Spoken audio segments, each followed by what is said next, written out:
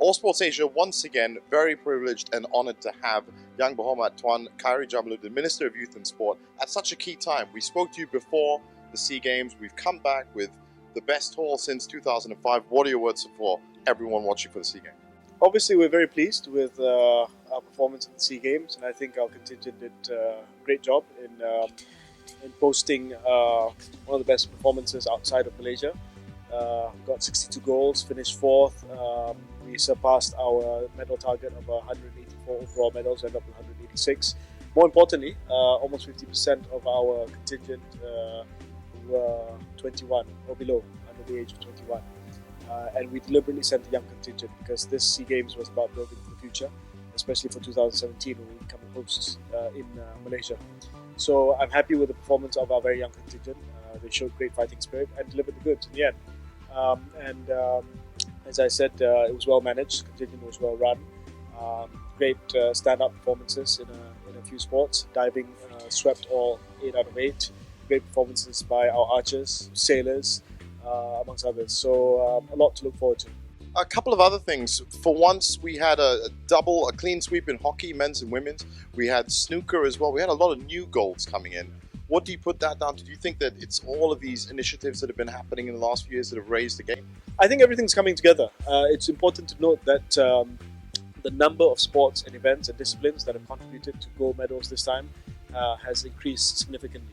Over the last few SEA Games, it was 10, 12, 13 sports delivering. But this time around, we had 22 different disciplines delivering gold medals. So the gold medals are coming from more sports, different sports, and different athletes. And that's good news for us. As you said, we haven't won snooker in a long time. Hockey, always dominant. We got our first road cycling medal in a long time. We won Petong first time ever. I mean, these are games where you have to pick up the gold medals. And it's good to see that there's depth in Malaysian sports. Well, that's exactly. I mean, there are so many different points that you could talk about with the SEA Games, but in badminton as well, all Malaysian finals. How was that? Yeah, it was a sweet redemption for us because we didn't do that great in the team event, and at one stage we were concerned that we weren't going to walk away with the gold medals.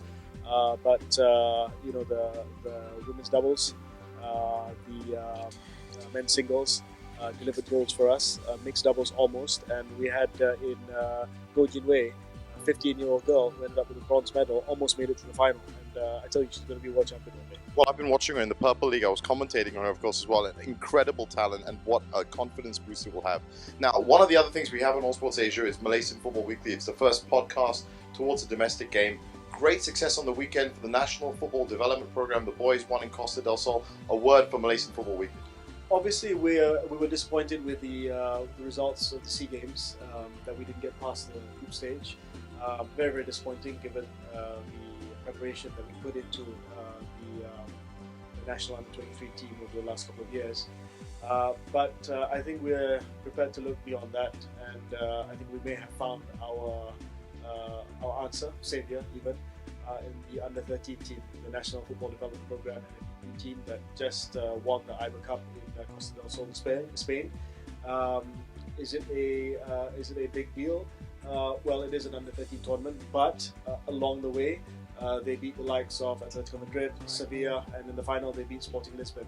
Before that, they beat Real Madrid in their tour of Europe. So these aren't small names; these are big names. And with academies as well. I think there were 25 countries that actually took part in that. Anyway, I won't take any more of your time. To everyone watching, the Minister just gave a rousing speech in there. This is a Buka Puasa, of course, it's Ramadan month, and you can catch that entire speech in itself on www.allsports.net. For right now, thank you very much, as always, Minister. This is All Sports Asia, bringing you all the sports to all the fans, all the time.